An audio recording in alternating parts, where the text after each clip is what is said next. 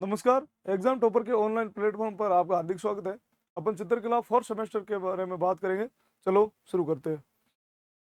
हम्म चित्रकला fourth semester. पहले लघु उत्तरात्मक प्रश्नों पर चर्चा करेंगे जो 10 है। प्रत्येक प्रश्न 2 अंक का रहेगा और फिर अपन दीर्घ प्रश्नों की ओर जाएंगे। तो पहला जो प्रश्न है आपका, हड़प्पा सभ्यता की खोज कब और किसने की।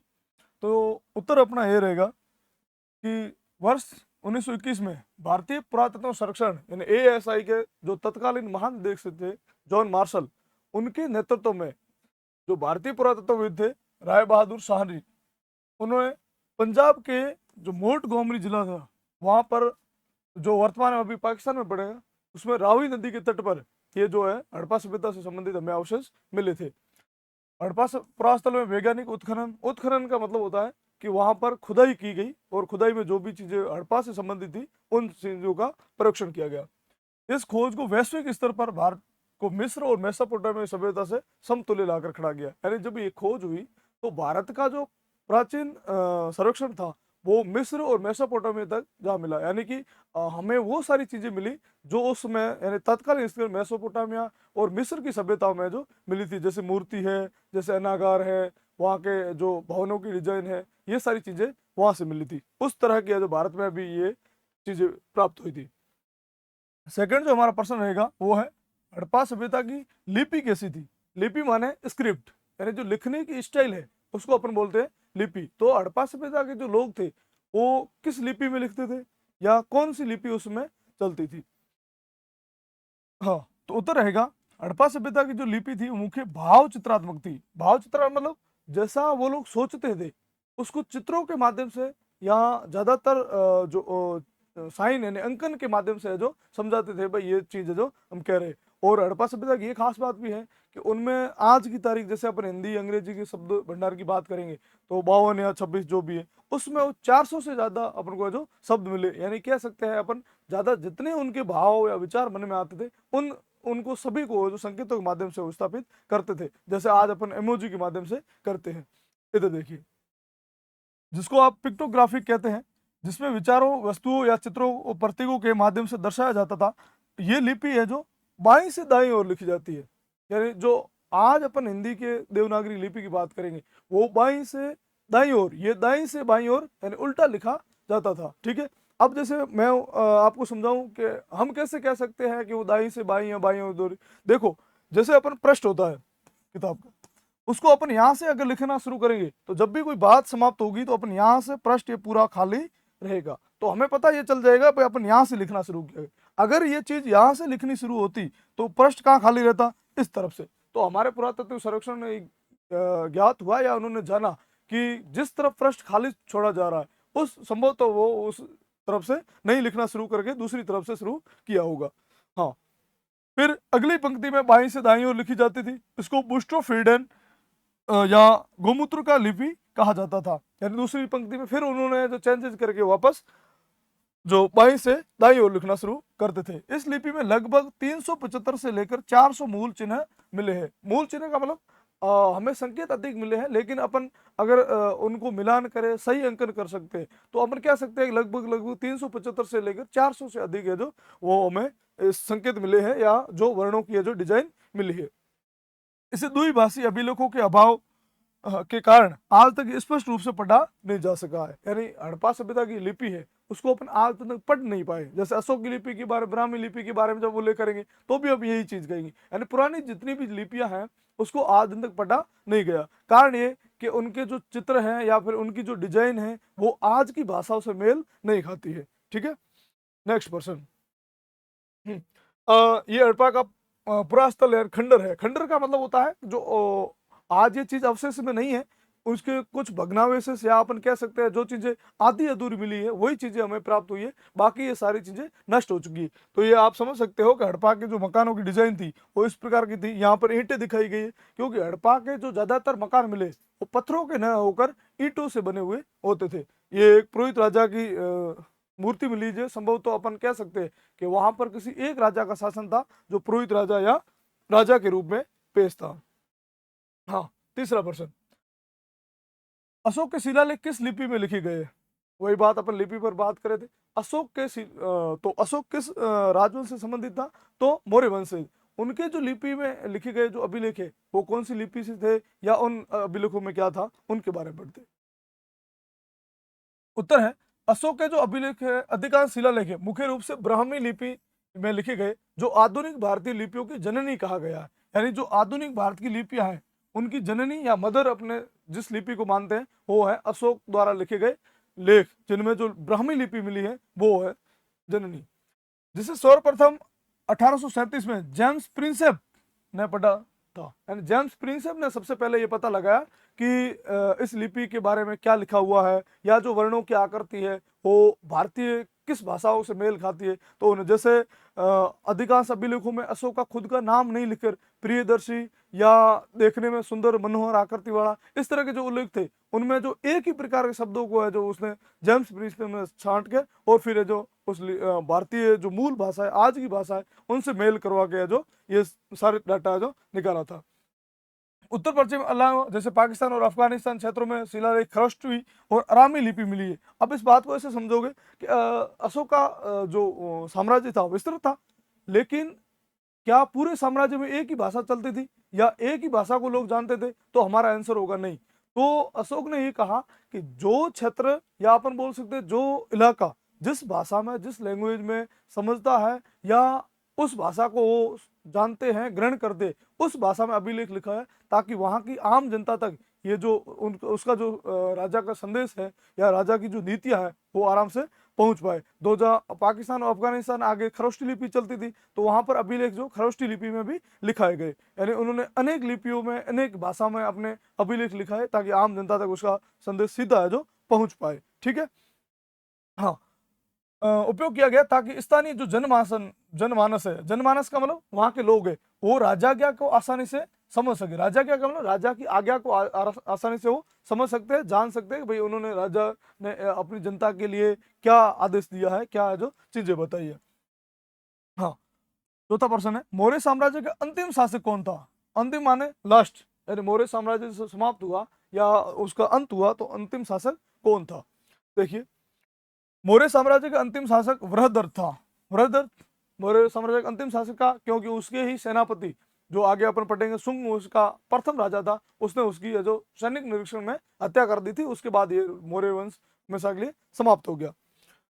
उसने लगभग 187 ईसा पूर्व से 185 ईसा पूर्व तक शासन किया। वृहदत्त के काल में मौर्य साम्राज्य काफी कमजोर और संकुचित हो गया था। कमजोर मतलब उसकी नीतियां या कह सकते हो शासन में उसकी पकड़ नहीं थी, तो धीरे धीरे साम्राज्य सिमटता हुआ बहुत जो कमजोर हो गया था, बहुत ही कम रह गया था। वृहदत्त की हत्या उसके ब्राह्मण सेनापति पुष्यमित्र शुंग ने की थी। पुष्यमित्र शुंग था जो उसका सेनापति था। एक बार जो वृहदत्त था वो सेना का निरीक्षण कर रहा था, निरीक्षण में उसकी हत्या कर दी और पुष्यमित्र शुंग ने अपने को वहां का राजा घोषित कर दिया।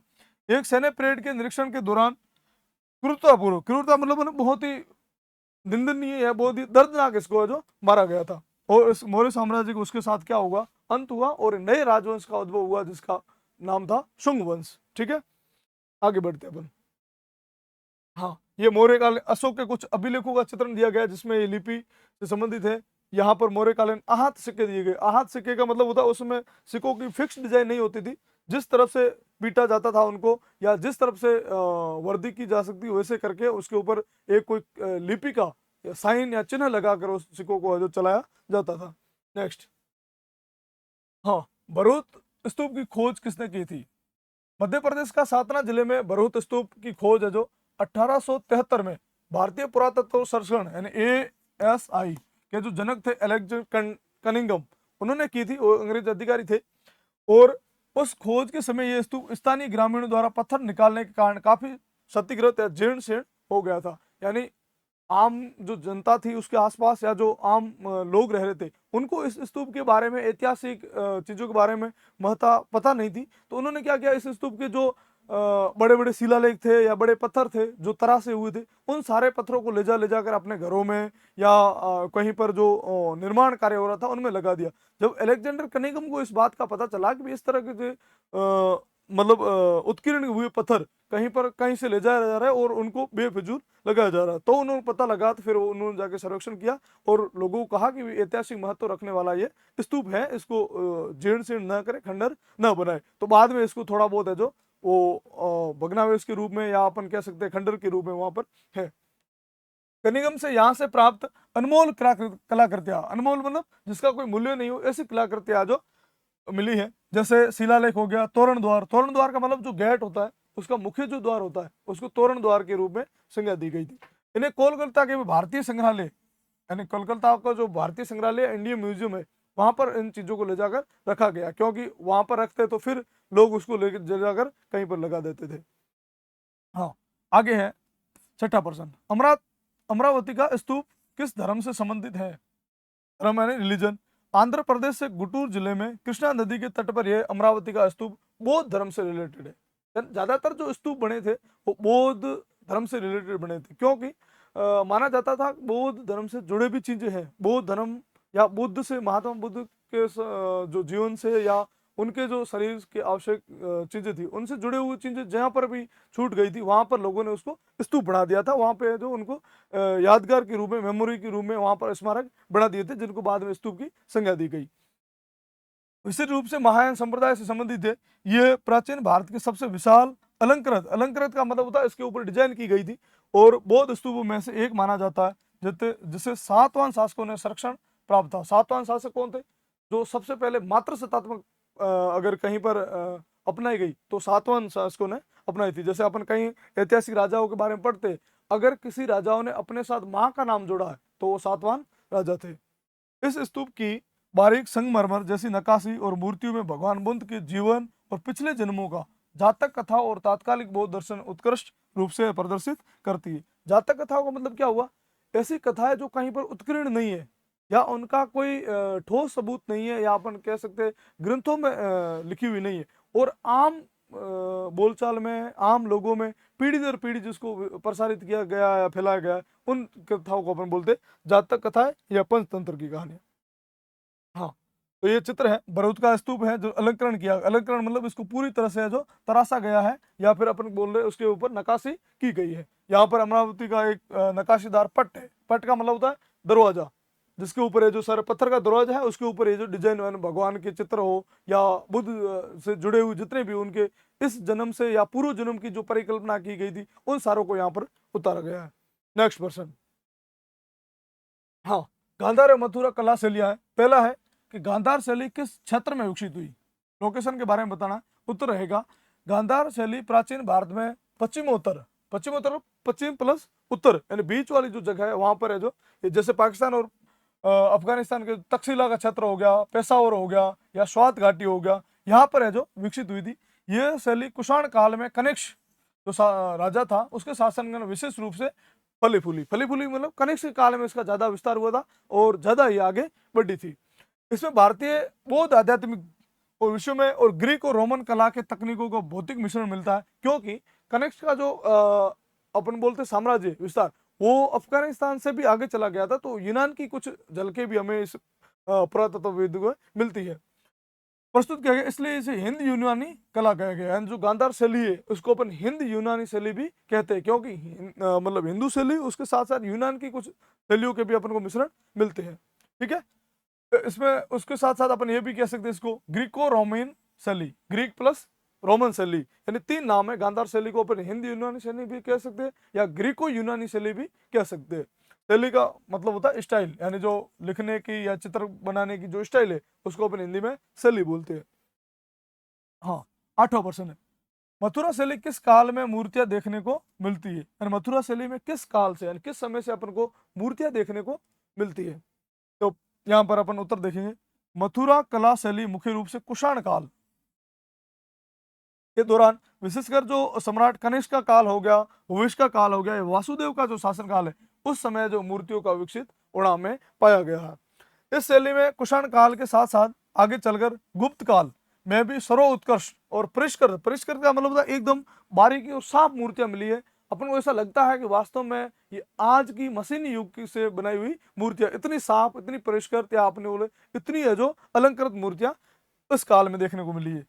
इस शैली के अंतर्गत बिना किसी बाहरी प्रभाव के पूर्ण रूप से स्वदेशी मतलब अपने ही देश की तकनीकी से बौद्ध, जैन और सनातन यानी हिंदू धर्म से संबंधित देवी देवता मूर्तियों का निर्माण किया गया है। यानी इसमें किसी भी बाह्य जैसे यूनानी हो, ग्रीक हो, इस तरह के या मिस्र की सभ्यता से हो, इस तरह की बाहरी किसी भी तरह की जो शैलियाँ थी उसमें मिश्रण नहीं मिलता। इसमें सिर्फ प्योर प्योर देसी यानी अपने जो सनातन, बौद्ध या जैन दर्शन में जिस तरह के देवताओं की मूर्ति है उसी तरह है जो देखने को मिली है। आगे देखते हैं चित्र में अपन। हाँ, तो ये मूर्ति देखो आप, गांधार शैली में बुद्ध की मूर्ति है। बुद्ध को एकदम मतलब आदमकद मूर्ति के रूप में दिखाया गया है और वस्त्र वगैरह पहने हुए और सारी ये चीजें, हार वगैरह, कंठ। यहाँ पर आप मथुरा शैली में ये भी सदृश आभा, आभा मतलब एकदम बैठे हुए, पालकी मार के बैठे हुए पुरुष की मूर्ति दिखाई गई है। आगे चलते हैं। अब है एलोरा की गुफाएं किस राज्य में है। एलोरा की गुफाएं अपन विश्व प्रसिद्ध है, सारे लोग जानते हैं कि एलोरा की गुफा है जो महाराष्ट्र में औरंगाबाद है।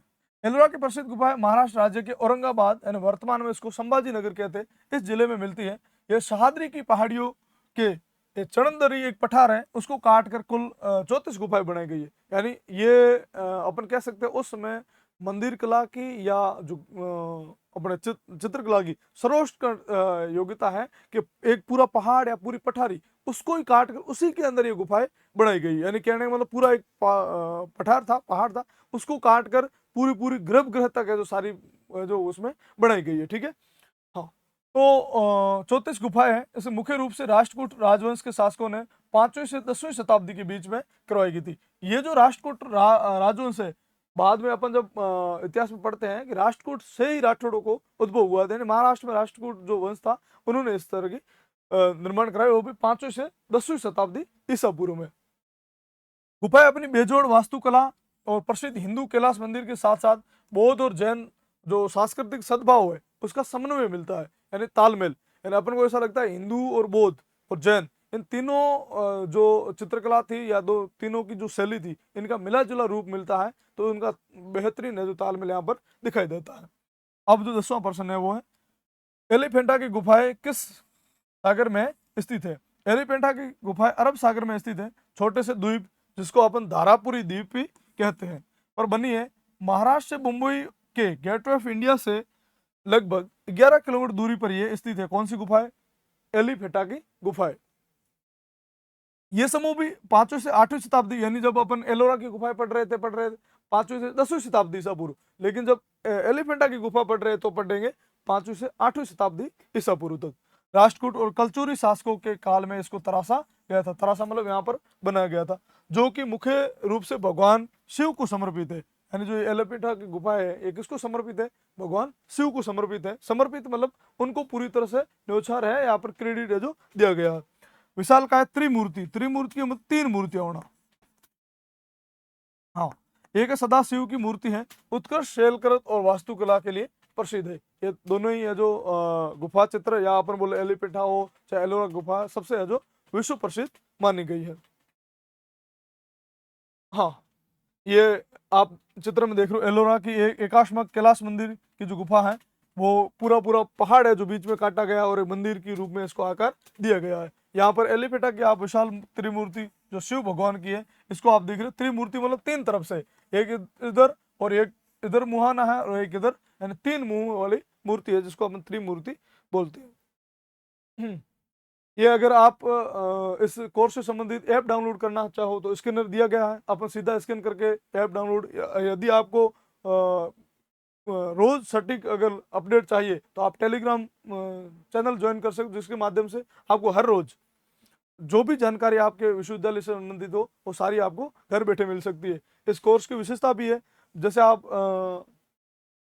अगर PDF सभी विषयों की वहाँ पर मिल जाएगी और PYQ मिल जाएंगे, या जो इम्पोर्टेंट क्वेश्चन है या सीरियल जो सीरीज मटेरियल है वो भी आपको मिल जाएगा।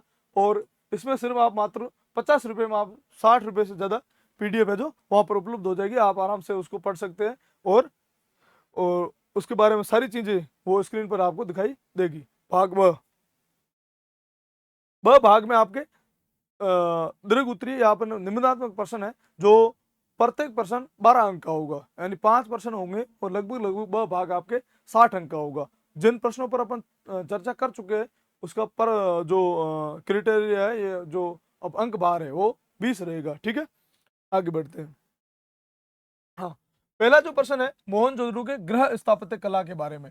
गृह स्थापत्य यानी मोहनजोदड़ो के जो लोग थे वो घरों की डिजाइन कैसे बनाते थे या घर किस प्रकार बनाते थे उसके बारे में चर्चा करेंगे। तो हम पहले लघु उत्तरात्मक प्रश्न के बारे में पढ़ चुके हैं कि जो गृह स्थापत्य कला है वो गृह जो मोहनजोदड़ो में बनाए जाते थे वो ईंटों से बनाए जाते थे। संभावित एक ही प्रकार की ईंटें है जो हमें मिली है। अब देखो आगे, मोहनजोदड़ो के निचले शहर आम नागरिकों आवासीय भवन तत्कालीन समाज की उत्कृष्ट निर्माण कला और नागरिक सुविधाओं के प्रति संवेदनशीलता। अब देखो हम जब मोहनजोदड़ो के बारे में पढ़ते हैं ये पढ़ते हैं कि मोहनजोदड़ो दो नगरों में या दो क्षेत्रों में बटा हुआ था। एक ऊपरी नगर जहां पर अपन कह सकते हैं अभिजन वर्ग या अभिजात वर्ग या अमीर लोग रहते थे। एक निचला शहर था जहां पर है जो हम कह सकते हैं कृषक हो गए या जो खेतों में काम करने वाले या आम मजदूर हो गए या जो ऐसे लोग जो अभिजात वर्ग कुलीन वर्ग नहीं रखते थे उनको है जो वहां पर बसाया गया था।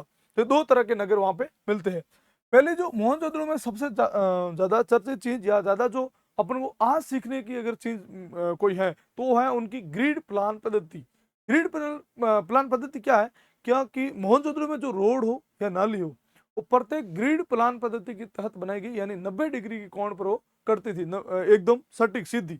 जैसे मान लो इस तरह से रोड कोई आई, दूसरी रोड इसको सीधा ऐसे काटती थी ताकि हाँ सीधा एक दूसरे को क्रॉस काटती थी एक 90 डिग्री कोण पर। तो इसमें होता ये था कि आवाजाही में कोई परेशानी नहीं होती थी। दूसरा है कि रोड वगैरह चौड़ी होती थी उसमें। तो ये सारी चीजें अब अपन पढ़ेंगे। योजनाबद्ध ग्रिड पद्धति का अनुसरण। अनुसरण का मतलब होता है उसको फॉलो करना या उसको है जो बाद में देखना भाई किस तरह से बनाई, उसके बाद जो भी चीजें है तो उसको कॉपी करना। नगर के सभी मकान निश्चित योजना के तहत यानी ग्रिड प्लान यानी जाल नुमा पद्धति पर आधारित थे। सड़कें गलियां एक दूसरे को समकोण यानी 90 डिग्री कोण पर काटती थी। इन सभी घरों में सड़कों और गलियों में दोनों में कतारबंद का मतलब होता लाइन वाइज तरीके से बनाए गए थे, जिससे पूरा नगर अत्यंत सुव्यवस्थित और खुला रहता था। खुला मतलब जैसे इस बात को ऐसे समझोगे आप, जैसे हमने कहा एक सड़क इधर से आई, दूसरी सड़क इधर से गई, अब जो मकान बनेंगे वो इस डिजाइन में बनेंगे इसके आसपास। तो जो हाँ तो वापस जब रोड इस तरफ आएगी तो अपन कह रहे एक प्रत्येक मकान या प्रत्येक घर का एक मुहाना या एक दरवाजा उस मेन रोड को टच करता था, चाहे पीछे वाला दरवाजा करे या मेन दरवाजा करे, एक दरवाजा कोई इनको रोड को टच करता था। ये वो खुलापन था। अब देखो आगे, आंगन पर आधारित मकान। यहाँ पर मकानों की सबसे बड़ी विशेषता ये थी कि केंद्रीय आंगन पर केंद्रित होते थे। आंगन मतलब मकान चारों ओर बनाया जाता था, बीच में आंगन है जो खुला छोड़ा जाता था। क्यों खुला छोड़ा जाता था? देखो मोहनजोदड़ो में होता यह था कि जो चूल्हा चौका था या जो रसोई का कार्य जितना भी होता था वो घर के आंगन के भीतर होता था। दूसरी चीज है कि घर के आंगन में महिलाएं बैठकर कपड़े बुनने का कार्य करती थी या सूत काटने का कार्य करती थी या चरखा चलाने का कार्य भी करती थी। तो वो सारा खुले आंगन में होता था। तो व्यवसायिक दृष्टि से या पर बोले रसोई की दृष्टि से आंगन बड़ा महत्वपूर्ण था उसमें। आंगन के चारों तरफ विभिन्न आकारों के कमरे बने होते थे और गर्म और शुष्क मौसम में आंगन घर का मुख्य केंद्र होता था। या खाना पकाने, सूत काटने और सामाजिक गतिविधियां संपन्न होती थी। जैसे आज अपन आजकल घर बनाते हैं उसके डिजाइन में अपन आंगन नहीं रखते, चारों ओर घर पैक कर देते, उस समय ऐसा नहीं होता था। मकान की जो डिजाइन है या कमरे वो चारों ओर होते थे, बीच में जो आंगन है उसको खुला छोड़ा जा रखा था ताकि वो महिला है वो आराम से वहां पर है, सामाजिक कोई भी कार्य संपन्न हो या अपन कैसे सूत वगैरह काट ले, उस तरह के काम उसमें आंगन में होते थे। अब देखो आगे, गोपनीयता और प्राइवेसी के प्रति सजगता। उसमें गोपनीयता यानी प्राइवेसी महत्वपूर्ण होती थी। देखो इस घर की डिजाइन इस तरह से होती थी, जैसे मान लो ये घर बना हुआ है, आजकल अपन घर को डिजाइन देखते हैं जैसे जैसे ये गेट खोला अपन को सीधा आंगन दिखता है। उस समय या हड़प्पा सभ्यता में इस तरह का नहीं था। जैसे ये गेट खोलते थे इसके भीतरी एक भीत या अपन बोलते एक दीवार थी जिसका पूरा आंगन आर पार नहीं दिखाई देता था। यानी जब भी अपन गेट में एंट्री करते थे अपन को यहाँ से घूमकर या यहाँ से घूमकर आंगन में प्रवेश करना पड़ता था। तो होता ये था जब कभी दरवाजा खुला हो तो फिर राहगीर जो रोड पे चलते थे या रास्ते चलने वाले लोगों को आंगन में जो क्या गतिविधि हो रही है या आंगन में कौन लोग बैठे इस तरह कोई भी खुलापन या फिर वो सारे लोग हैं जो बाहर नजर नहीं आते थे। आगे बढ़ते हैं। हड़प्पावासी निजी जिंदगी को गोपनीयता बहुत जागरूक थे। भूमि तल यानी ग्राउंड फ्लोर पर बनी बाहरी दीवार पर सड़कों गलियों की तरफ खिड़कियां नहीं बनाई जाती थी। एक तो वो है कि नीचे वाला तल है यानी फर्स्ट मंजिल पर कोई खिड़की नहीं होती थी, खासतौर पर उस साइड जो साइड रोड के टच होती थी उस साइड कोई भी खिड़की नहीं बनाई जाती थी। साथ ही घर के मुख्य प्रवेश द्वार अंदर देखने पर सीधा आंगन का आंतरिक भाग कमरे दिखाई नहीं देते थे, यानी अगर गेट मेन गेट खोलते ही सीधा अपन को आंगन या सीधा आंतरिक भाग दिखाई नहीं देता था। आगे देखते हैं। हाँ, अब दूसरा है पक्के ईंटों और बहुमंजिला भवन, यानी भवनों का निर्माण बड़े पैमाने पर धूप सुखाई और भट्टों पर पकाई गई जो ईंटें होती थी उन पर उनको यूज करके किया जाता था। और जो ईंटों का निश्चित अनुपात 4:2:1, इस तरह से। अब देखो ये जो हड़प्पाकालीन ईंटें मिली है ये जितने भी हड़प्पा के स्थल खोजे गए उनमें एक समान मिली है, यानी 4:2:1 में है जो मिली है। चाहे अपन कहीं पर भी पत्थर का यूज बहुत कम हुआ हो, एक दो नगर को छोड़कर बाकी जगह ये ईंटों का उपयोग ही हुआ है, जिनमें ऊपरी मंजिल पर जाने के लिए पक्के ईंटों से सीढ़ियां बनी होती थी। अगर कहीं भवन जो 2 मंजिला 3 मंजिला मिले चबूतरों पर, उनमें जो ऊपर जाने के लिए सीढ़ियां भी किससे बनी हुई है, ईंटों से बनी हुई मिली है।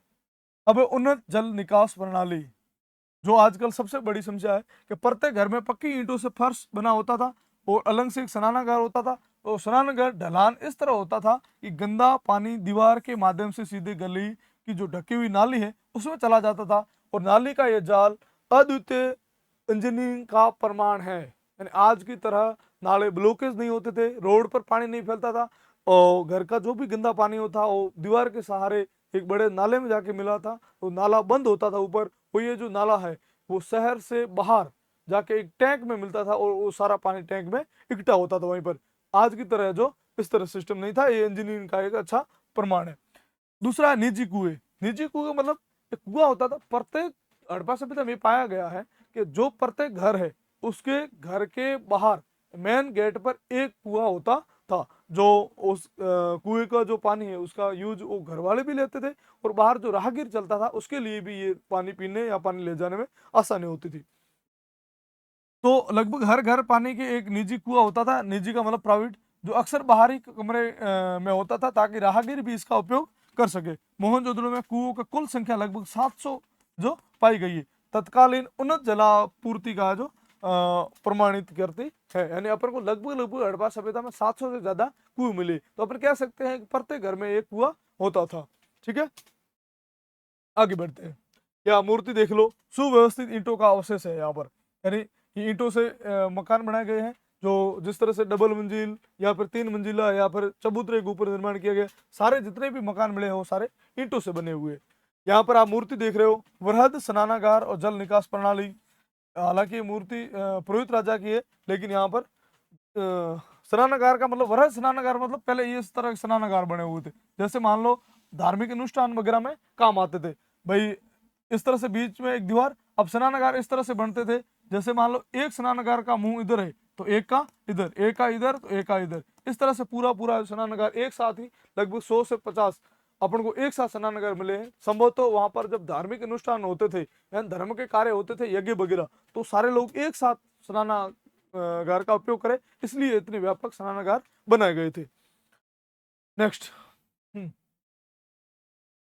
अब हड़प्पा सभ्यता की आर्थिक स्थिति, आर्थिक मतलब इकोनॉमी सिचुएशन क्या थी उसके बारे में बात करेंगे। जैसे पहला है उन्नत कृषि और पशुपालन, यानी हड़प्पा सभ्यता के लोग पशुपालन या कृषि भी करते थे, ये प्रमाण हमें भी मिला है क्योंकि वहां पर जानवरों की हड्डियां या ऊन के अवशेष या फिर अपन कह सकते हैं वहाँ विभिन्न प्रकार की चीजें मिली या मूर्तियां मिली या वर्षभ की खिलौने के रूप में मूर्तियां मिली, तो अपन कह सकते हैं कि वो लोग पशुपालन से परिचित भी थे। सिंधु घाटी सभ्यता की सहायक नदियां द्वारा लाई गई उपजाऊ और जलोढ़ मिट्टी, उपजाऊ मतलब जो जिसमें अच्छी फसल हो, जलोढ़ मतलब जो जल वगैरह की मात्रा ज्यादा हो, ये कृषि के लिए अत्यंत विकसित थी। वे लोग मुख्य रूप से गेहूं, जौ, मटर और तिल, सरसों की खेती करते थे, यानी गेहूं की, जौ की, मटर की, तिल और सरसों की खेती करते थे। संसार में सबसे पहले कपास उगाने का श्रेय भी हड़प्पा वासियों को ही जाता है। यानी संसार में सबसे पहले अगर किसी ने कॉटन यानी कपास की खेती की है वो भी हड़प्पा सभ्यता के लोगों ने की है। कालीबंगा में जुते हुए खेत के अपन को साक्ष्य मिले तब अपन कह सकते हैं कि वहाँ खेत वगैरह जोते थे। या जैसे बनावली हरियाणा है उसमें अपन को वृषभ की मूर्ति मिली तो अपन कह सकते हैं बैल से वो लोग परिचित थे। बैल या जुते हुए खेत या अन्न के दाने मिलना इसका मतलब संभवतः वो कृषि से परिचित थे। परिवहन हेतु बैल और सांड पाले जाते थे। परिवहन का मतलब यातायात आवागमन के साधन के लिए वो सांड यानी जो बैल होते थे उनको भी पाला जाता था। अब है शिल्प और उद्योग। शिल्प का मतलब वहां पे आर्ट कैसा था, उद्योग मतलब फैक्ट्री वगैरह किस तरह से। ये कांस्य युगीन सभ्यता थी इसलिए तांबे और टिन को मिलाकर कांसा तैयार किया जाता था और मूर्तियां एवं बर्तन बनाना एक प्रमुख उद्योग था। चहुंदड़ो और लोथन में अपन को पत्थरों और शंखों से मनके यानी बीड्स बनाने के कारखाने मिले। लोथल वगैरह अपन को मनके मणिये जो आते हैं उसके कारखाने मिले। तो अपन कह सकते हैं कि वहां के लोग आभूषणों से परिचित थे या आभूषणों के बारे में जानते थे या मनके बनाने की कला जानते थे। तो ये सारी चीजें अपन उससे अंदाजा लगा सकते हैं। इसके अलावा सूती वस्त्र और बुनना या मिट्टी के बर्तनों पर चित्रकारी करना इस तरह भी है। जो हमें मृत भांड मिले उनके ऊपर तरह तरह के डिजाइन से चित्र कोरे बनाए हुए तो अपन कह सकते हैं कि वो चित्रकारी करना भी जानते थे। अब आंतरिक और विदेशी व्यापार।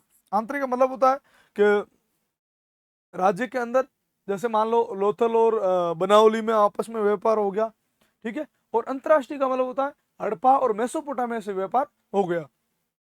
तो वो लोग इतना इसका नेटवर्क स्ट्रक्चर था कि वो लोग आंतरिक या बाह्य व्यापार भी सम्मिलित कर। हड़प्पा सभ्यता के व्यापारिक नेटवर्क विशाल था। देश के भीतर पत्थर और धातुओं का आदान प्रदान करते थे। आदान प्रदान मतलब जहां पर तांबा था जैसे उसको मन के खरीदने हो तो वो लोग वहां तांबा ले जाते थे और मन के ले आते थे। इस तरह से वो अपने चीजों का आदान प्रदान करते थे। उस समय वस्तु विनिमय पद्धति होती थी।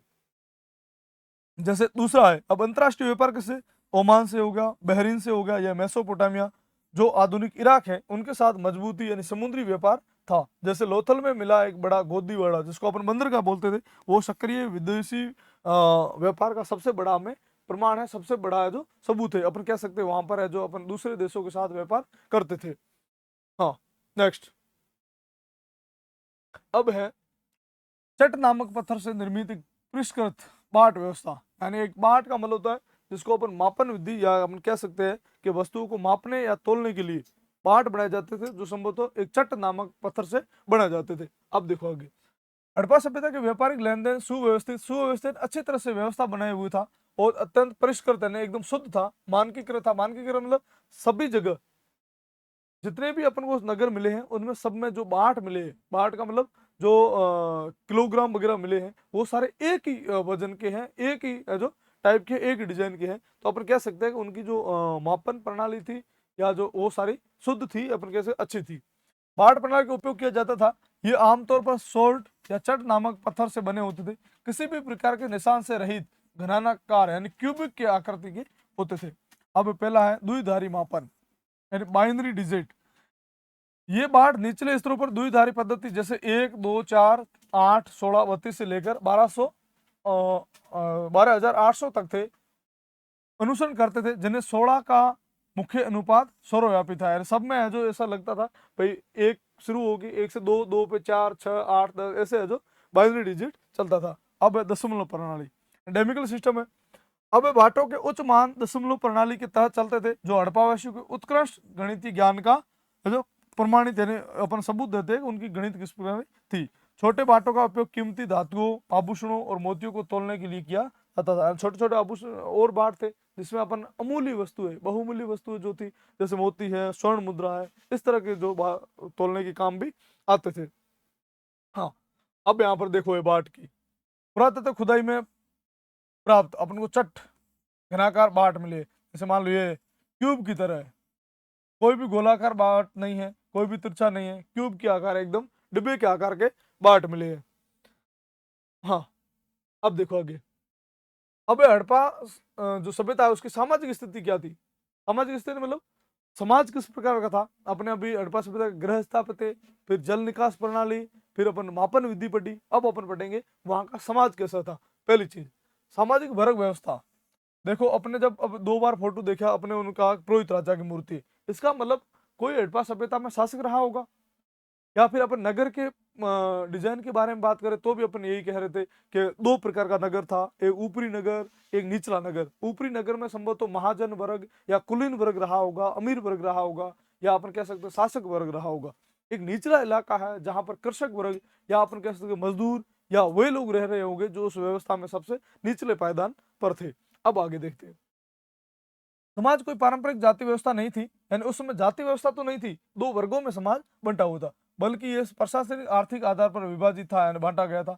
नगर को सुदृढ़ दुर्ग भाग में शासक, पुरोहित या उच्च अधिकारी वर्ग रहता था। वही निचले शहर में मकानों के समृद्ध व्यापारी हो या शिल्पकार हो या सैनिक हो, किसान हो या मजदूर निवास करते थे। जो वर्ग विभाजन वर्ग आधारित नगरीय योजना था, यानी कि वहां पर जाति नहीं थी, कोई धर्म नहीं था, लेकिन वो वर्ग विभाजन के आधार पर था। एक वर्ग था जो कुलीन, अमीर या अपन कैसे शासक वर्ग था, जो किले के ऊपरी हिस्से में रहता था। एक जो शिल्पकार हो, जो अमीर लोग हो, जो कृषक हो, जो मजदूर हो, वो वर्ग है जो नीचे ढलान क्षेत्र में रहता था। अब अपन पढ़ेंगे मात्र सत्तात्मक समाज। अब मात्र सत्तात्मक क्या होता है? जैसे कोई व्यक्ति अपने नाम के साथ अपनी माता का नाम जोड़ देता है तो उस समाज को अपन बोलते हैं मात्र सत्तात्मक समाज। जैसे अपने अभी सातवान राजा के बारे में चर्चा कर रहे थे, तब मैंने बताया कि जो सातवान राजा थे वो अपने नाम के साथ माँ का नाम जोड़ते थे। जैसे एक राजा है सातकर्णी, वो अपने सात माँ का नाम इस तरह जोड़ते जैसे गौतमी पुत्र सातकर्णी, यानी उसकी माँ का नाम गौतमी है और अपना नाम सातकर्णी है, तो उस तरह से लिखता है कि गौतमी पुत्र सातकर्णी। और आज का जैसे अपन समाज है, हम अपने नाम के साथ अपने पापा का नाम या अपन बोल रहे पिताजी का नाम जोड़ते, तो ये जो समाज है ये कैसा समाज है? पितृ सत्तात्मक समाज है। आगे बढ़ते हैं। बड़ी संख्या में मिली नारी मूर्तियों या मरण मूर्तियों की जो प्रकृति देवी हो पूजा के साक्ष्य मिले हैं। इतिहासकार इसको अनुमान लगाते हैं कि हड़प्पा के जो समाज था वो मात्र सत्तात्मक था, जहां महिलाओं को परिवार और समाज में समान या फिर केंद्रीय स्थान प्राप्त था। नारी पूजा उर्वरता और मातृत्व के प्रति उनका आदर दर्शाती है। यानी अपन को ज्यादातर मूर्तियां जो मिली है वो नारी देवता की या प्रकृति देवी की मिली है, तो अपन कह सकते हैं कि वहां का समाज जो मात्र सत्तात्मक था। नेक्स्ट आगे बढ़ते हैं। अब हड़प्पा सभ्यता की सामाजिक स्थिति। पहला है वहां का खान पान कैसा था। हड़प्पा के लोग शाकाहारी और मांसाहारी दोनों थे, जैसा आज समाज है वैसा का वैसा शाकाहारी भी था और मांसाहारी भी था। ये लोग गेहूं, जौ, फल या दूध, मछली, भेड़ बकरी का मांस का सेवन करते थे। यानी गेहूं, जौ वगैरह ये भी अनाज का सेवन करते थे, साथ साथ में मछली पालन करते थे तो संभव तो मछली का सेवन भी करते होंगे। भेड़ बकरी पालते हैं तो उनका मांस भी खाते होंगे। तो अपन कह सकते हैं कि हड़प्पा जो सभ्यता है उसका जो समाज है वो मांसाहारी और शाकाहारी दोनों प्रकार से। अब देखो आगे। वेशभूषा में अलग रूप से स्त्री और पुरुष दोनों के सूती वस्त्र दिखाए गए हैं और ऊनी वस्त्र भी पहने हुए, आमतौर पर दो टुकड़ों में आधुनिक जैसे धोती और शोल की तरह वैसे दिखाया गया है। जैसे अपन मूर्ति में आगे देखेंगे कि उसके जो पुरोहित राजा है उसके शोल टाइप के वस्त्र है जो पहना हुआ है। इसका मतलब अपन कह सकते हैं सूती वस्त्र या वो अ, इससे परिचित थे और उन्होंने इस तरह के कपड़े पहन रखे हैं। अब आगे देखेंगे आभूषण और सौंदर्य प्रसाधन। आभूषण मतलब उनके किस प्रकार ज्वेलरी पहनते थे। सौंदर्य प्रसाधन का मतलब होता है सुंदर दिखने के लिए क्या करते थे। जैसे आपने अभी देखा कि वहां पर मनके के कारखाने, अब मनके किस काम के आएंगे? मनके वो लोग सजावट के लिए या आभूषणों के रूप में उसका प्रयोग करते थे। हाँ, अमीर और गरीब दोनों वर्गों को सजने संवरने की का भारी शौक था। यानी उस समय चाहे अमीर गर्भ हो चाहे गरीब लोग हो, उन दोनों को सजने संवरने यानी अपने खुद को सुंदर दिखाने का शौक होता था। अब होता यह था समाज दोनों विभिन्न थी। अब जैसे मान लो कि जिसके पास अमीर वर्ग है, जिसके पास पैसे ज्यादा है, वो बहुमूल्य पत्थरों से बने हुए गहने पहनते थे या रूस, ओमान वगैरह से मिस्र से लाकर है जो ऐसे चमचमाते पत्थर थे उनसे डिजाइन करते हुए गहने पहनते थे। और यहाँ का जो गरीब वर्ग था वो लोग पत्थरों से या तांबे के गहने वगैरह पहनते थे या कभी कभी मिट्टी के गहने भी बनाए जाते थे। तो इस तरह की जो समाज में विभिन्नता थी। अमीर लोग चाहे सोने हो, चांदी, हाथी दांत या कीमती जो पत्थरों के आभूषण थे वो पहनते थे, बल्कि जो सामान्य लोग थे वो तांबे के, मिट्टी के, सीप के जो गहने पहनते थे। चमुंदड़ों से लिपस्टिक, काजल, हाथीदांत और कंघी मिली है। अब इससे ज्यादा जो अपन क्या कह सकते हैं वो सजते सवरते नहीं थे। वहां पे लिपस्टिक मिली है, कंघियां मिली है और अपन को जो काजल मिली है, तो अपन कह सकते हैं कि वहां के लोग है जो आज की तरह वो भी सजने संवरने में बिलीव या विश्वास रखते थे। आगे पढ़ते हैं। अब मनोरंजन और अंत्येष्टि क्रिया। मनोरंजन का मतलब होता है वो अपना टाइम पास कैसे करते थे। ये सबसे जरूरी पॉइंट है कि वो अपना दिन कैसे व्यतीत करते थे, दिन कैसे बिताते थे। तो पहला चीज कि वहां पर भी जैसे आज तरह अपन खेल खेलते हैं इंडोर के रूप में, वो भी लोग कोई न कोई प्रकार का खेल या कोई न कोई प्रकार की जो मनोरंजन गतिविधि करते थे। जैसे मनोरंजन के लिए पासे का खेल जिसको चौपट कहते हैं, आज भी कई घरों में चौपट खेली जाती है, चौपट है। या फिर नृत्य करते थे, या शिकार करते थे, या पशु पक्षियों की लड़ाई उनके मुख्य साधन था। या तो शिकार करने चले जाते थे मनोरंजन के लिए, या पशु पक्षियों को आपस में लड़ाकर वो मनोरंजन करते थे। जैसे मुर्गा लड़ाई हो गई, दो बैलों के बीच में लड़ाई हो गई, तो इस तरह की लड़ाइयाँ करवा कर वो अपना जो मनोरंजन करते थे। मृतकों के अंतिम संस्कार में पूर्ण समाधिकरण यानी दफनाना, या आंशिक समाधिकरण या दाह संस्कार जैसी चीजें थी। यानी वो समाज, अपन यही पढ़ते आ रहे, समाज में विभिन्नताएं थी उस समय। तो अब कुछ समाज वहां पे कुछ अपन को शव ऐसे मिले जिनको दफनाया गया, कुछ शव ऐसे मिले जिनका आंशिक आंशिक मतलब थोड़ा बहुत है जो उनके साथ छेड़छाड़ की गई, दफनाया गया, या फिर उनके ऊपर कोई भी इस तरह की भवन निर्माण नहीं किया गया। और कुछ अपन को शव को जलाने की अवशेष भी मिले, दाह संस्कार के अवशेष मिले। अपन इस कह सकते हैं कि वहां भी समाज में विभिन्नताएं पाई गई है।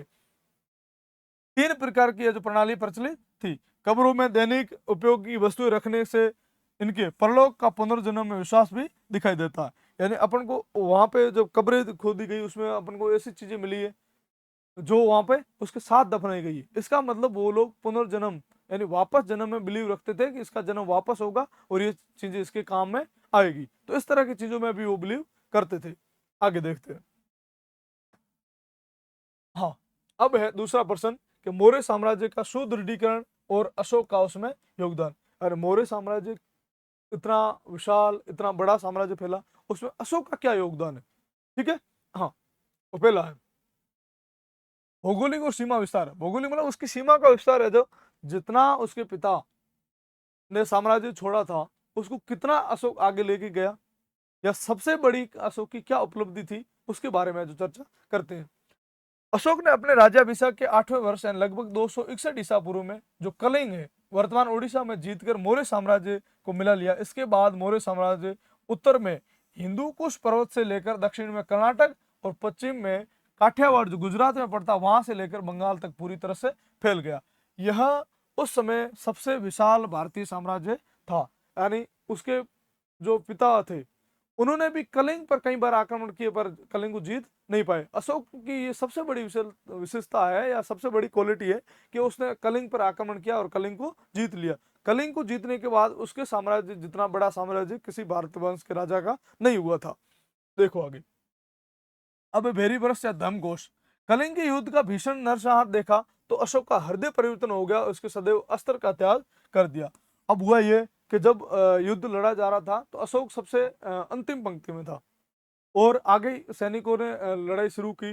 और कलिंग को जैसे जैसे जीतते आ रहे, कलिंग के लोग राजा ही नहीं लड़े, वहाँ के पशु पक्षी, वहाँ के जो आम जनता, गरीब लोग, बूढ़े, महिलाएं, सारे लोग अपने साम्राज्य को बचाने के लिए लड़े थे। तो जब लड़ाई इतनी भयंकर हुई तो अशोक के पैरों तक वहाँ की रक्त की नदी आ पहुंची। तो अशोक को लगा कि हाँ, जिनको मैं जीतने का प्रयास करा था या जो लोग मुझे चाहिए थे कि मैं उन पर अधिकार करूं, वो सारे लोग जब मारे जा चुके हैं तो मैं उन लड़ाइयों में भाग क्यों ले रहा हूं। तो फिर अशोक ने उसी जगह अपने अस्त्र त्याग दिए थे और हमेशा के लिए युद्ध न करने की शपथ ली थी। तो उसके बाद उन्होंने हमेशा धर्म का प्रचार किया, यानी धर्म का या बौद्ध धर्म का प्रचार किया और कहा कि इस संसार में जितने भी जीव है उनको जीवित रहने का हक है, या फिर उनको अपने साम्राज्य को बचाने या अपने राष्ट्र के प्रति प्रेम करने का जो अधिकार है, उसमें कोई भी प्रकार से कोई अपना आनंद नहीं कर सकते हैं। हाँ, तो उसने फिर इस नीति को छोड़ दिया और हिंसक विस्तार के स्थान पर सांस्कृतिक सुदृढ़ीकरण का मार्ग अपनाया। उसके बाद उसने कहा भी आज के बाद में कोई हिंसा नहीं करूंगा। हिंसा का मतलब था कोई भी लड़ाई नहीं करूंगा। हाँ, अब धर्म का प्रतिपादन। साम्राज्य को एक सूत्र में बांधने के लिए नैतिक आचार संहिता यानी जिसको धर्म कहा गया लागू की, जिसमें बड़ों का आदर, जीव के प्रति दया। अब देखो इधर, जो अशोक लाखों लोगों को मार चुका था उसने ये प्रचार किया कि जीवों के प्रति क्या करो, दया करो, और सत्य और धार्मिक सहिष्णुता, हमेशा सत्य बोलो और धर्म के प्रति अपने उसके सहिष्णुता दिखाओ। सहिष्णुता का मतलब होता है दयालुता, यानी हाँ, तो दयालुता दिखाओ। दयालुता मतलब हमेशा दूसरे लोगों पर दया करनी है। प्रशासनिक सुधार ये अभिलेख। लोक कल्याण के लिए धम्म महामात्र की नियुक्ति की गई। लोक कल्याण के लिए धम्म महामात्र का काम था कि आप जाइए लोगों को जीव दया या फिर सहिष्णुता के बारे में या धर्म के बारे में बताइए, और ऐसे ऐसे जगह पर अभिलेख लिखवाइए जहां पर राहगीर दिन भर चलते रहते, ताकि उनको जो इस राजाज्ञा की संदेश है वो सारे तरफ से पहुंच सके। प्रजा से सीधा संवाद करने के लिए पत्थरों स्तंभों पर बाहर ब्राह्मी और खरोष्टी लिपि और आरामिक लिपियों में राजा के आदेश खुदवाए। यानी उन्होंने इस तरह के स्लोगन पत्थरों पर खुदवा खुदवा कर ऐसी जगह लगाया जहां पर लोग जो आवाजाही करते थे। नेक्स्ट अब है सांची के स्तूप का ऐतिहासिक महत्व और सांस्कृतिक महत्व है। ऐतिहासिक महत्व क्या है और सांस्कृतिक महत्व क्या है, इसके बारे में जो पढ़ेंगे।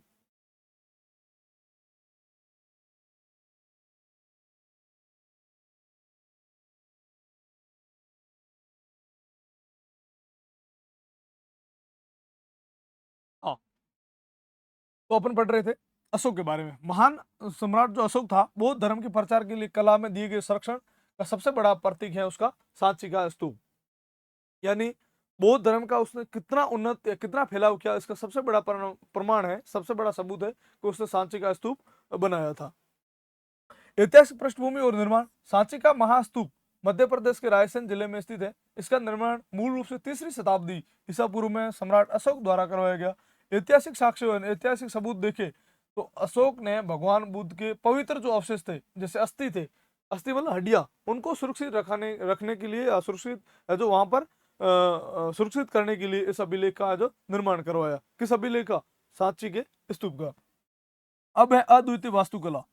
इस अर्ध गोलाकार पत्थर का ढांचा है जिसमें अंड कहा गया है, और इसके शीर्ष, शीर्ष का मतलब सबसे टॉप पर चौकोर हर्मिका है, यानी एक झंडी रखने की जगह जहां पर है जो तिकोनी कलर की, जैसे तिकोने जो वास्तु प्रोग्राम होता है, इसको हर्मिका बोले जाते हैं। इसके ऊपर 3 छत्रियां यानी यष्टि लगी हुई है जो बुद्ध, धर्म और संघ तीनों का प्रतीक है।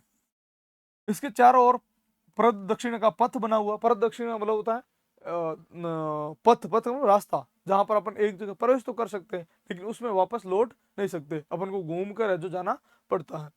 अब है तोरण द्वार। तोरण द्वार का मुख्य गेट जो होता है उसको तोरण द्वार कहा जाता है। जैसे 2 इस तरह के पिलर होंगे, फिर इस तरह से एक बनाया हुआ तोरण द्वार होगा। हाँ, अब देखो आगे। चारों दिशा में बने हुए तोरण द्वार बुद्ध के जीवन में 4 घटना हुई, जैसे जन्म, गृह त्याग, यानी पहली घटना कौन सी? उन्होंने जन्म लिया। दूसरी घटना कौन सी? उन्होंने गृह त्याग दिया, घर को छोड़ दिया। तीसरी घटना कौन सी? ज्ञान प्राप्ति हुई। और चौथी घटना कौन सी हुई? महापरिनिर्वाण, यानी उनकी मृत्यु हो गई। इन 4 घटनाओं को अपन को समझाने के लिए या यादगार रखने के लिए उन्होंने 4 तोरण द्वार जो बनाए थे। उनके पिछले जन्मों की जातक कथाओं को उकेरा गया। इसके तोरण द्वार को साल भंजिका जैसी लोक आकृतियों में उत्कीर्ण, उत्कीर्ण मतलब खोदा गया, और धार्मिक सहिष्णुता को दर्शाती है। ये सांची का स्तूप यूनेस्को द्वारा विश्व धरोहर में शामिल किया गया, यानी बाद में इसको यूनेस्को ने विश्व धरोहर में शामिल कर दिया था। तो इसका निर्माण है जो अशोक द्वारा करवाया गया। ये है सांची का स्तूप, इसको बोलते हैं तोरण द्वार। ये अपना तोरण द्वार है, और ये हर्मिका है। ठीक है, ये जो 3 चीजों के बारे में उल्लेख कर रही है, और ये जो गोलाकार है इसको पंथ कहते हैं, यानी रास्ता। ये सांची का स्तूप, महास्तूप।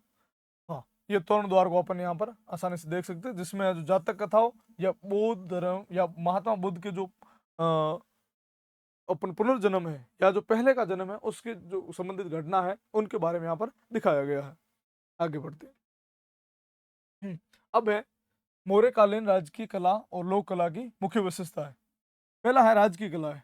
इसमें अशोक के पाषाण स्तंभ, पाषाण का मतलब होता है पत्थर के बने हुए स्तंभ हो, स्तंभ का मतलब पिलर, या फिर उन पर कांच जैसी अत्यंत चमकीली और टिकाऊ ओपदार पॉलिश की गई थी।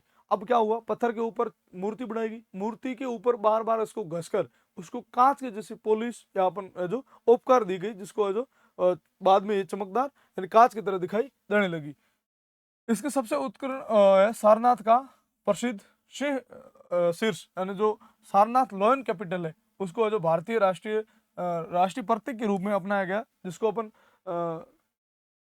सिंह की मूर्तियां देखते हैं, जिसमें मूर्तियों अलग अलग डिजाइन से अपन देखते हैं तो उसको अलग अलग मुहाने दिखते हैं। ये जो सबसे बड़ी इसकी विशेषता है कि उसको पहले पत्थर से बनाकर उसको बाद में घिसकर पोलिश का आकार दिया गया। ये अतिरिक्त एकाश्मक पत्थरों को काटकर एक सुंदर पशु की आकृतियां और स्तंभों को शीर्ष बनाई गई थी। अब है लोक कला।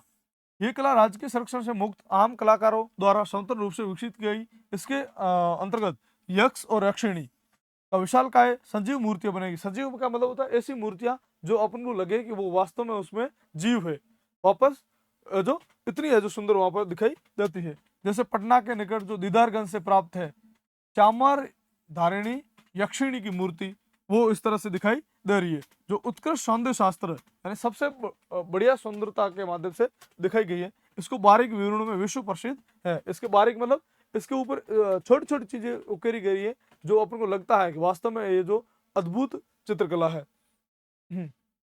आगे देखेंगे। अब है भित्ति चित्र। भित्ति दीवारों पर चित्रों की है जो तकनीकी। अजंता के जो भित्ति चित्र है यानी दीवार पर बने हुए चित्र, इसको प्लास्टर लगाकर बनाए गए थे। भित्ति चित्र तैयार करके इसको सबसे पहले मिट्टी और गोबर पत्थर में महीन, महीन का मतलब झीणा, यहाँ पर बोले बिल्कुल सूक्ष्म चूरे को धान की भूसी में लेप दीवार पर लगाया जाता था। इसके बाद चूने के पतले जो प्लास्टर की परत चढ़ाई जाती थी और गीली दीवार पर प्राकृतिक रंगों जैसे खनिज है, पौधों है या वनस्पतियों से प्राप्त जो रंग थे वो लगाकर जो ये भित्ति चित्र तैयार किए जाते तो वर्षों वर्षों तक रहते थे, उसमें कलर का कोई इफेक्ट नहीं पड़ता था। सहायता रेखाओं और रंग भरे जाते थे और इसमें टेम्परा या फ्रेस्को तकनीकी कहा जाता था, यानी पहले रेखाएं की जाती थी, बाद में वनस्पति के या अनेकों प्रकार के जो रंग थे उसमें भरकर वो डिजाइन उकेरी जाती थी। अब है मुख्य विषय वस्तु और प्रसिद्ध चित्र। इन चित्रों में मुख्य जो विषय है भगवान बुद्ध से जीवन से जुड़ा हुआ या महायान बौद्ध धर्म या जातक कथाओं के विविध दृश्य दिखाए गए इन गुफाओं में। या गुफा के संख्या 1 पर उत्कीर्ण पद्म पाणी जो बोधिस्ट तो है, इसका चित्र दिखाया गया जो अत्यंत विख्यात है, बहुत फेमस है। इसके जिसमें बुद्ध के हाथ पर नील कमल के अत्यंत शांत मन और करुणापूर्ण भाव में दिखाया गया है। उसमें महात्मा बुद्ध को एकदम शांत करुणा में यहाँ पर इन लोगों पर दया करते हुए दिखाया गया है या एकदम शांत दिखाया गया है। और गुफा संख्या 16 में मरणासन राजकुमारी, मरणासन का मतलब होता है जो ऐसा लग रहा है कि एक राजकुमारी सुंदर है जो उनकी मृत्यु को प्राप्त हो गई है और वहां पर इस मूर्ति को दिखाया गया है। उस चित्र में गहरी मानवीय संवेदना है। गहरी मानवीय मतलब मनुष्य को देखकर लगता है कि हाँ इनके साथ गलत हुआ है या इनको कम उम्र में नहीं जाना चाहिए था, इस प्रकार की संवेदना अपन व्यक्त करते हैं। ऐसी है जो प्रशंसित की गई है। ठीक है, ये अपन अशोक या मौर्य कालीन चित्रकला के बारे में देख रहे हैं। अब यहाँ पर आप मूर्ति में देखो, ये सारनाथ का शीर्ष है जो राजकीय अपन चिन्ह के रूप में, राष्ट्रीय चिन्ह के रूप में अपनाया गया है। ठीक है, ये दीदारगंज की यक्षिणी की मूर्ति है और ये पद्म पाणी बोधिसत्वों की मूर्ति है जो अजंता की गुफा 1 में है। आगे देखते हैं। अब है भरूच स्तूप की कला और वास्तुकला। पहला है वास्तुकला का स्वरूप, डिजाइन क्या है। मूल रूप से ईंटों निर्मित जो भरूच का स्तूप है उसके चारों ओर पत्थर की विशाल वेदिका या रेलिंग बनाई गई है। रेलिंग का मतलब होता है कि किनारों पर जो बाउंड्री बनाते हैं उसको अपन रेलिंग बोलते हैं। तोरण द्वार बने हुए हैं। इसके स्तंभों पर विभिन्न प्रकार के शिल्प उत्कीर्ण किए गए। वर्तमान में इसके अवशेष है जो कोलकाता संग्रहालय यानी जिसको इंडियन म्यूजियम बोलते हैं, वहां पर ये चीजें सारी संग्रहित की गई है, रखी गई है। किससे संबंधित? इस भरूच के स्तूप से संबंधित। हाँ, अब प्रतीक मूर्ति यानी भरूच में सबसे बड़ी विशेषता यह है कि वहां के बुद्ध को साक्षात मानव के रूप में नहीं दिखाया गया है। बुद्ध को उपस्थित केवल पवित्र प्रतीकों जैसे बुद्ध के जन्म को कमल, गृह त्याग को घोड़े से, ज्ञान प्राप्ति को बौद्धिक वर्ष के रूप में दिखाया गया है। यानी यहाँ पर बौद्ध को मनुष्य यानी आम आदमी की तरह नहीं दिखाकर विभिन्न संकेतों के माध्यम से या अपन कह सकते हैं विभिन्न चिन्हों के माध्यम से उनको दिखाया गया है। अब है यक्ष और आख्यान शैली। यहाँ पर कुबेर यक्ष और चंदा यक्षिणी जैसी लोक संस्कृतियों को बारीक नक्काशी मिलती है। शिल्पकारों ने पत्थरों पर गोल पदकों और भीतक जातक कथाओं यानी महाकवि जातक और जो रुरु की जातक कथा है उसको उकरने की अनूठी शिल्पकला की थी। जातक कथाओं को मैं फिर से बता दूं, जातक कथा का मतलब ऐसी कथा है जो पीढ़ी दर पीढ़ी आगे चलती जा रही हो लेकिन वहां पर उसमें लिखित कहीं पर अवशेष नहीं मिलता हो। हाँ, अब आगे देखते हैं। सफेद पत्थर और त्रिभंग मुद्रा। यहाँ पर स्थानीय जो सफेद चूना पत्थर है, जैसे लाइम स्टोन उसको बोलते हैं अपन, इसका प्रयोग किया गया है। संगमरमर जैसी चमक देता है। अमरावती का जो मूर्तियां है वो अपनी पतली आकृतियां, गतिशीलता और त्रिभंग मुद्रा यानी शरीर के 3 झुकाव के लिए प्रसिद्ध है। हाँ, अगला जो पॉइंट है हमारा वो है जातक कथाओं का विस्तृत अंकन। अंकन का मतलब होता है छापना। स्तूप के पट्टों पर जातक कथाओं को जटिल रूप से उकेरा गया है। उकेरा मतलब डिजाइन किया गया है। 6 दांतों वाले पवित्र हाथी की कहानी, प्रदानशीलता की कथा, या अपन बोलते पागल हाथी की करुणा से दमन, इस तरह का है जो वहां पर जातक कथा थी उनका यहाँ पर अंकन किया गया। अंकन मतलब इनको यहाँ पर छापा गया है। आगे देखते हैं। मानव रूप में संक्रमण। इस काल में प्रारंभिक चरण में बुद्ध को प्रतीकों रूप में दिखाया गया। प्रतीक मतलब बुद्ध को मनुष्य के रूप में नहीं दिखाकर एक साइन के रूप में, एक चिन्ह के रूप में यहाँ पर दिखाया गया है। लेकिन बाद में चरणों में महायान बौद्ध धर्म के प्रभाव को बुद्ध के मानव रूप में भी उकेरा गया है। पहले पहले बुद्ध को मानव रूप पे उकर नहीं उकर कर उनको है जो प्रतीकात्मक प्रतीकों के रूप में, यानी जैसे उनके जन्म को कमल के रूप में, या उनके जो गृह त्याग को घोड़े के रूप में दिखाना, या फिर उनको ज्ञान प्राप्ति को वृक्ष के रूप में दिखाना, इस तरह के चित्र है जो दिखाए गए थे। आगे बढ़ते हैं।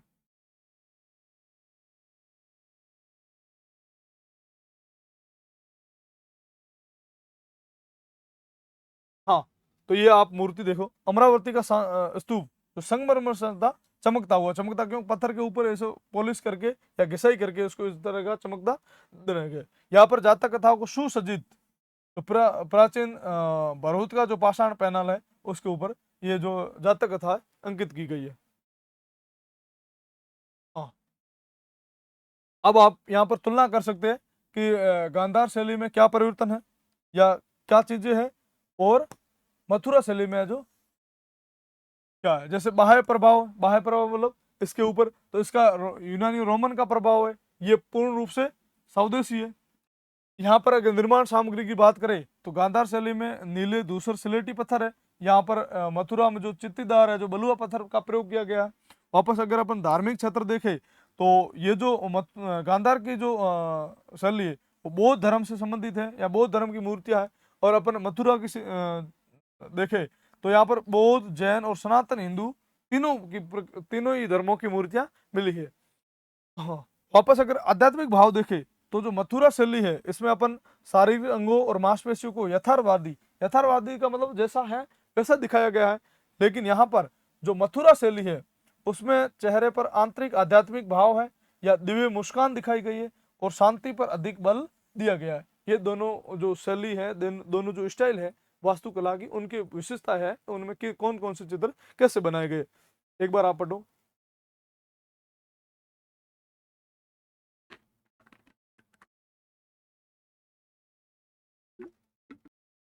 हाँ, आगे बढ़ते हैं।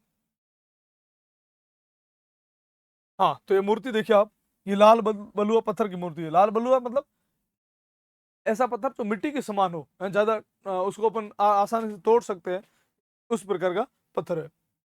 या ये दूसर से बना हुआ है एक मूर्ति है। आगे देखते हैं। अब है एलोरा गुफा का ऐतिहासिक और सांस्कृतिक महत्व।